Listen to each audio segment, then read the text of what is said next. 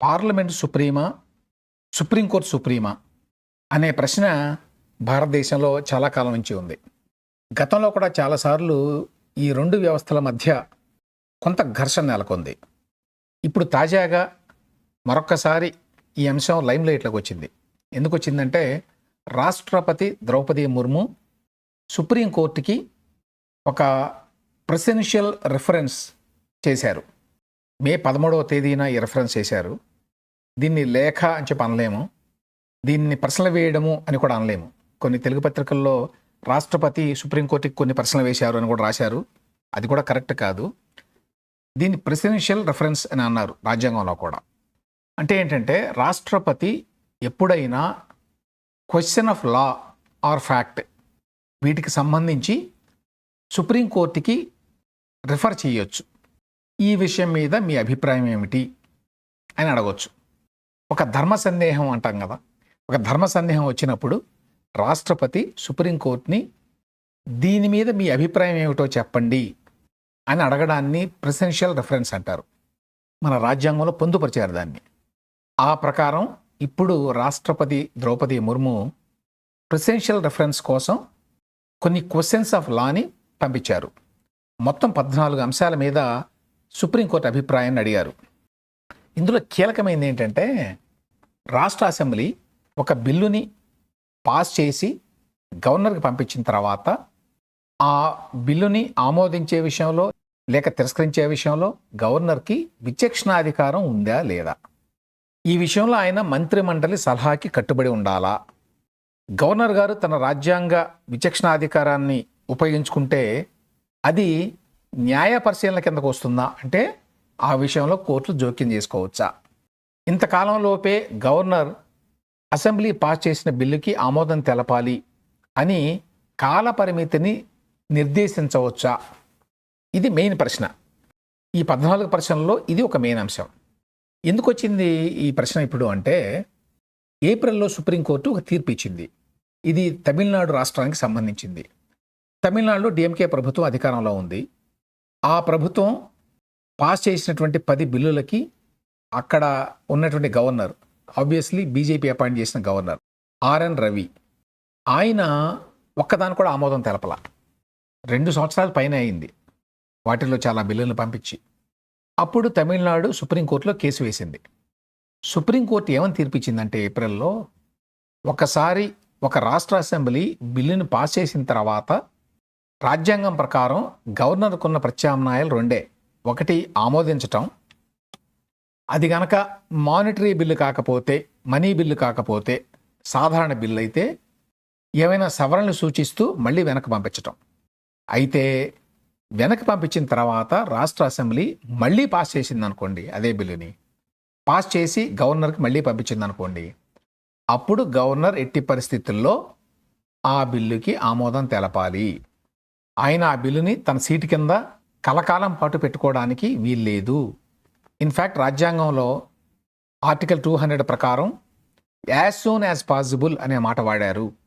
అంటే సాధ్యమైనంత త్వరితగతిన అసెంబ్లీ పంపించిన బిల్లుని గవర్నర్ ఆమోదించాలి అనే విషయాన్ని సుప్రీంకోర్టు తన తీర్పులో మళ్ళీ చెప్పింది.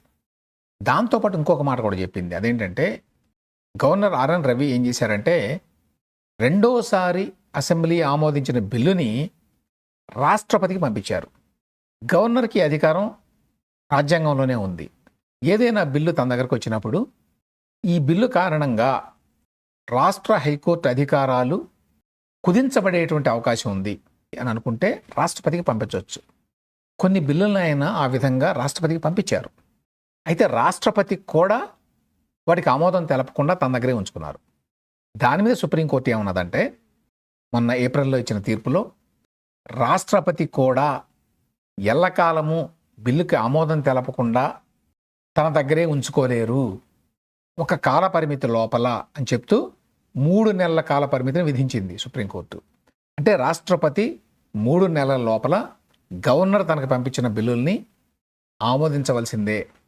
దీని మీద బీజేపీలో కొందరు నాయకులు భగ్గుమన్నారు. రాష్ట్రపతిని నిర్దేశించేటువంటి అధికారం సుప్రీంకోర్టుకు ఉందా? రాష్ట్రపతి అంటే పార్లమెంటు, దేశ సార్వభౌమాధికారం పార్లమెంట్లో ఉందా, సుప్రీంకోర్టులో ఉందా? సుప్రీంకోర్టు ఎట్లా నిర్దేశిస్తుంది రాష్ట్రపతికి ఒక గడువుని అని రాజ్యసభ అధ్యక్షుడు ఉపరాష్ట్రపతి జగదీప్ ధంకడ్ ఓపెన్గానే కొన్ని కామెంట్స్ చేశారు. సుప్రీంకోర్టు పార్లమెంటు అధికారాల్లోకి చొరబడుతోంది, పార్లమెంటు మీద సుప్రీంకోర్టు పెత్తనం చేయాలని చూస్తోంది, పార్లమెంటు సుప్రీంకోర్టుకి సబార్డినేట్ కాదు అని కామెంట్స్ చేశారు. దాని తర్వాత ఇప్పుడు రాష్ట్రపతి ద్రౌపది ముర్ము ఈ ప్రెసిడెన్షియల్ రెఫరెన్స్ని పంపించారు. రాజ్యాంగంలో 143 అధికరణం ప్రకారం ఈ రకంగా ప్రెసిడెంట్కి ప్రెసిడెన్షియల్ రెఫరెన్స్ని పంపించవచ్చు. ఇంతకుముందు చెప్పినట్టు నేను ఈ రెఫరెన్స్లో రాష్ట్రపతి అడిగినటువంటి 3వ అంశం ఏంటంటే, అసలు ప్రెసిడెంట్ గవర్నర్ యొక్క అనుమతి లేక సంతకం లేకుండా ఏ బిల్లు అయినా చట్టం అవుతుందా? ఎందుకు అడిగారంటే ఈ మాట, తమిళనాడు పంపించినటువంటి 10 బిల్లుల్ని గవర్నర్ ఆర్ఎన్ రవి ఆ తర్వాత రాష్ట్రపతి ఆమోదించలేదు కదా. అయితే సుప్రీంకోర్టు తన తీర్పులో ఏం చెప్పిందంటే, ఈ 10 బిల్లులు చట్టమైనట్టే, వాటిని ఇప్పటి నుంచి చట్టం కింద పరిగణించాల్సిందే. ఆ మాట మీద తమిళనాడు ప్రభుత్వం వెంటనే గెజిట్ నోటిఫికేషన్ ఇచ్చింది వాటన్నిటి మీద. అందుకని ఈ ప్రశ్న వేశారు. రాష్ట్రపతి సంతకం పెట్టలేదు, గవర్నర్ సంతకం పెట్టలేదు. సంతకం పెట్టకుండా వీళ్ళు ఏదైనా బిల్లు చట్టం అవుతుందా? మామూలుగా అయితే కాదు. కానీ కొన్ని ఎక్స్ట్రాడినరీ సర్కమ్స్టాన్సెస్లో సుప్రీంకోర్టు ఇచ్చిన తీర్పు వల్ల వాళ్ళ సంతకాలు లేకుండానే ఈ 10 బిల్లులు చట్టమైనవి. కాబట్టి ఇది రాజ్యాంగం ప్రకారం సహేతుకమేనా అని చెప్పి ఇందులో సుప్రీంకోర్టు అభిప్రాయాన్ని అడిగారు రాష్ట్రపతి. సుప్రీంకోర్టుకి రాజ్యాంగంలో ఆర్టికల్ 142 ప్రకారం ఒక అధికారం ఉంది. అదేమిటంటే, ఏదైనా ఒక అంశం మీద పూర్తి న్యాయం, కంప్లీట్ జస్టిస్ అన్నారు ఇంగ్లీష్లో. పూర్తి న్యాయం అంటే సమగ్ర న్యాయం చేయడానికి అవసరమైనటువంటి ఆదేశాలను ఇచ్చేటువంటి అధికారం సుప్రీంకోర్టుకు ఉన్నది అని. అంటే దీనికి అర్థం రాష్ట్రపతికి గవర్నర్కి ఉండేటువంటి రాజ్యాంగబద్ధ అధికారాలని ప్రభావితం చేసేటువంటి అధికారం సుప్రీంకోర్టుకు ఉన్నట్ట ఈ ఆర్టికల్ 142 ప్రకారం అని మీ ఉద్దేశ్యమా? మరో రకంగా చెప్పాలంటే, రాష్ట్రపతి కంటే గవర్నర్ కంటే సుప్రీంకోర్టు మాటే చెల్లుతుందా ఈ విషయాల్లో? మరో రకంగా చెప్పాలంటే, రాష్ట్రపతి గవర్నర్ల మాట కంటే సుప్రీంకోర్టు మాటే చెల్లుతుందా ఆర్టికల్ 142 ప్రకారం? ఎందుకంటే ఆర్టికల్ 142 ఏం చేసింది, సమగ్ర న్యాయం అందించేటువంటి ప్రక్రియలో భాగంగా సుప్రీంకోర్టు ఏ రకమైన ఉత్తర్వులను ఇచ్చేటువంటి అధికారమైనా ఉంది అని చెప్పింది. ఇంకా కొన్ని టెక్నికల్ ప్రశ్నలు కూడా ఉన్నాయి ఇందులో. ఉదాహరణకి ఏప్రిల్లో సుప్రీంకోర్టు తీర్పు ఇచ్చిందని చెప్పాను. ఆ తీర్పు ఇచ్చింది 2 న్యాయమూర్తుల ధర్మాసనం. రాజ్యాంగబద్ధమైనటువంటి ప్రశ్నలు వచ్చినప్పుడు కనీసం 5 సభ్యుల ధర్మాసనం ఉండాల్సిన అవసరం లేదా అని కూడా అడిగారు. సో మొత్తంగా ఏమిటంటే, అసెంబ్లీ పంపించిన బిల్లుల మీద తన విచక్షణ అధికారాలతో వ్యవహరించే అధికారం గవర్నర్కు ఉందా లేదా? చాలా కీలకమైన ప్రశ్న ఇది. గవర్నర్కి అటువంటి అధికారాలు లేవు అని చెప్పి చాలా కాలంగా గతంలో non Congress governments, non Congress parties వాదించేవి. అప్పట్లో బీజేపీ కూడా ఇదే రకమైన అభిప్రాయంతో ఉండేది. ఎందుకంటే కేంద్రంలో కాంగ్రెస్ పార్టీ ఉండేది, రాష్ట్రాల్లో ఎక్కడన్నా కాంగ్రెసేతర పార్టీలు ఉండేవి. అక్కడ కేంద్ర ప్రభుత్వం తన పార్టీకి చెందిన గవర్నర్ని నియమించేది. ఆ గవర్నర్ అక్కడ రాష్ట్ర ప్రభుత్వాన్ని ఇబ్బంది పెట్టడానికి ప్రయత్నించేవాళ్ళు. ఏపీలో కూడా ఎన్టీ రామారావు ఉన్నప్పుడు కుముద్ బెన్ జోషి ఈ రకమైన ప్రయత్నాలు చాలా చేసింది. అప్పుడు రాజ్యాంగ నిపుణులు కూడా ఏమన్నారంటే, గవర్నర్కి స్వతంత్ర అధికారాలు ఏమీ లేవు, విచక్షణ అధికారాలు ఏమీ లేవు. మన రాజ్యాంగం ప్రకారం అసెంబ్లీయే సుప్రీం. అసెంబ్లీ ఒక బిల్లుని ఆమోదించి పంపిస్తే దాన్ని ఆమోదించవలసిందే. రాజ్యాంగం ప్రకారం వాళ్ళకున్న ఏకైక ఫెసిలిటీ ఏమిటంటే, ఒకసారి ఒక బిల్లుని తిప్పి పంపించవచ్చు అసెంబ్లీకి, అది కూడా మనీ బిల్లు కాకపోతే. కానీ రెండోసారి అసెంబ్లీ గనక ఆ బిల్లుకు ఆమోదం తెలిపి మళ్ళీ పంపిస్తే ఎట్టి పరిస్థితుల్లో గవర్నర్ దానికి ఆమోదం తెలపాల్సిందే. ఇది కాన్స్టిట్యూషనల్ పొజిషన్. మంత్రిమండలి ఎయిడ్ అండ్ అడ్వైజ్ మీదనే గవర్నర్ వ్యవహరించాలి అని రాజ్యాంగం చెప్తోంది. ఇప్పుడు ఈ ప్రెసిడెన్షియల్ రెఫరెన్స్ దీని మీద మరింత క్లారిటీ కావాలి అని అడుగుతోంది. నా ఉద్దేశం ప్రకారం అయితే మన రాజ్యాంగ స్ఫూర్తి ప్రకారం గవర్నర్కి ఎటువంటి విచక్షణ అధికారాలు లేవు. ఎందుకంటే governor is not elected, assembly is elected by the people. అసెంబ్లీకే సర్వాధికారాలు ఉంటాయి. Governor formal head of the గవర్నమెంటే కానీ ఆయన స్వతంత్రంగా నిర్ణయాలు తీసుకోలేడు అనేది రాజ్యాంగం చెప్తున్న విషయం. ఇక రెండవది, రాష్ట్రపతికి కాలపరిమితి విధించేటువంటి అధికారం సుప్రీంకోర్టుకున్నదా? అంటే రాష్ట్రపతిని కూడా నిర్దేశించేటువంటి అధికారం ఉంటుందా సుప్రీంకోర్టుకి అనేది ఒక ప్రశ్న ఇందులో. ఇక్కడ యాక్చువల్ ఇష్యూ ఏంటంటే సుప్రీంకోర్టు సర్వోన్నతమా, పార్లమెంటు సర్వోన్నతమా అనేది కాదు. మన రాజ్యాంగంలో చెక్స్ అండ్ బ్యాలెన్సెస్ ఉన్నాయి. ఎవరికీ సంపూర్ణ అధికారాలు లేవు. పార్లమెంటుకి విస్తృతమైన అధికారాలు ఉన్నాయి, కానీ అబ్సల్యూట్ పవర్స్ కాదు. ఈ రెండింటికి తేడా ఉంది. పార్లమెంటు చట్టాలు చేస్తుంది, అన్ని అంశాల మీద చట్టాలు చేస్తుంది, అందువల్ల దాని అధికారాలు విస్తృతం. కానీ అబ్సల్యూట్ పవర్స్ లేవు అంటే అర్థం ఏంటంటే రాజ్యాంగానికి లోబడి మాత్రమే ఆ చేసే చట్టాలు ఉండాలి. రాజ్యాంగంలో ఉన్నటువంటి అధికరణాలకి భిన్నంగా చట్టాలను చేస్తే ఆ చట్టాలని కొట్టివేసేటువంటి అధికారం సుప్రీంకోర్టుకు ఉంది. అట్లాని సుప్రీంకోర్టుకి సర్వాధికారాలు ఏమీ లేవు. ఫర్ ఎగ్జాంపుల్, సుప్రీంకోర్టు కొత్తగా చట్టాలు ఏమీ చేయలేదు. చట్టాలను చేయటం కానీ చట్టాలను అమలు చేయటం కానీ సుప్రీంకోర్టు పని కాదు. చట్టాలు రాజ్యాంగానికి అనుగుణంగా చేయబడ్డాయా లేదా అని చూసేటువంటి అధికారం మాత్రమే సుప్రీంకోర్టుకు ఉంది. సో ఆ రకంగా ఏ ఒక్క వ్యవస్థ కూడా ఇష్టారాజ్యంగా ప్రవర్తించడానికి వీలు లేకుండా ఎవరికీ అబ్సల్యూట్ పవర్స్ని మన రాజ్యాంగం కట్టబెట్టల. అయితే ఇప్పుడు బీజేపీ ఏమిటంటే సుప్రీంకోర్టు అన్ని విషయాల్లో జోక్యం చేసుకుంటోంది కాబట్టి సుప్రీంకోర్టు అధికారాలను కత్తిరించాలి అనేటువంటి భావనలో ఉంది. అందులో భాగంగానే ఇప్పుడు రాష్ట్రపతి ఈ ప్రెసిడెన్షియల్ రెఫరెన్స్ కింద ఈ వివరణలు అడిగారు సుప్రీంకోర్టుని. నెక్స్ట్ ప్రశ్న ఏమిటంటే, కాబట్టి సుప్రీంకోర్టు వీటన్నిటికీ ఇప్పుడు సమాధానం చెప్పాలా? కావాలనుకుంటే చెప్పొచ్చు, లేకపోతే చెప్పకుండా ఉండొచ్చు కూడా.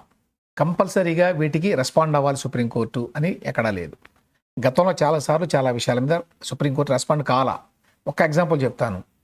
చాలా కాలం కిందట రామ్ జన్మభూమి బాబరీ మసీద్ అంశంలో ఇదే విధంగా శంకర్ దయాళ్ శర్మ గారు రాష్ట్రపతిగా ఉన్నప్పుడు ప్రెసిడెన్షియల్ రెఫరెన్స్ కోరారు. సుప్రీంకోర్టు నిరాకరించింది దాని మీద తమ అభిప్రాయాన్ని చెప్పడానికి.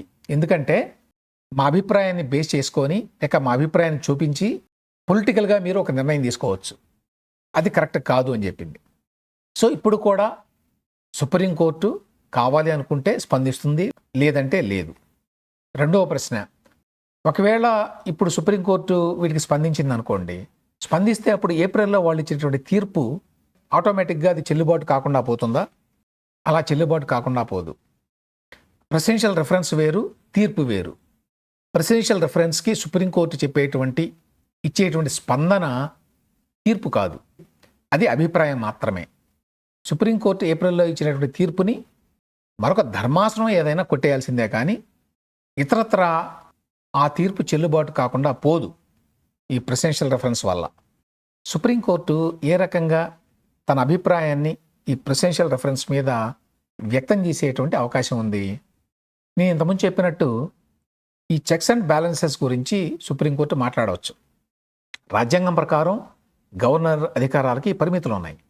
రాజ్యాంగం ప్రకారం అసెంబ్లీయే సుప్రీం. రాజ్యాంగం ప్రకారం as soon as possible governor బిల్లుల మీద నిర్ణయం తీసుకోవాలి.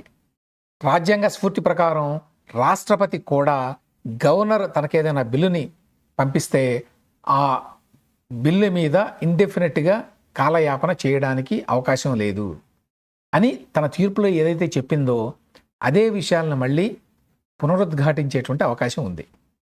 ఒక రకంగా ఈ ప్రెసిడెన్షియల్ రెఫరెన్స్ మంచిదే. దీనివల్ల ఒక క్లారిటీ వచ్చే అవకాశం ఉంది. ఈ సుప్రీంకోర్టు సుప్రీమా, పార్లమెంట్ సుప్రీమా ఇట్లాంటి డిబేట్కి. నేను ఇంతకుముందు చెప్పినట్టు ఏ ఒక్క వ్యవస్థ కూడా సుప్రీం కాదు, అన్ని రాజ్యాంగానికి లోబడి పనిచేయాల్సిందే. ఎవరికి ఉండేటువంటి అధికారాలు వాళ్ళకున్నాయి. ఈ చెక్స్ అండ్ బ్యాలెన్సెస్ సిస్టంలో ఏ ఒక్కరూ తమ అధికారాలను దుర్వినియోగం చేయకుండా మరొక వ్యవస్థ కాపాడుతుంది. అదే విషయాన్ని సుప్రీంకోర్టు రీఇటరేట్ చేస్తుంది మరొకసారి అని చెప్పి అనుకుంటున్నాను నేను.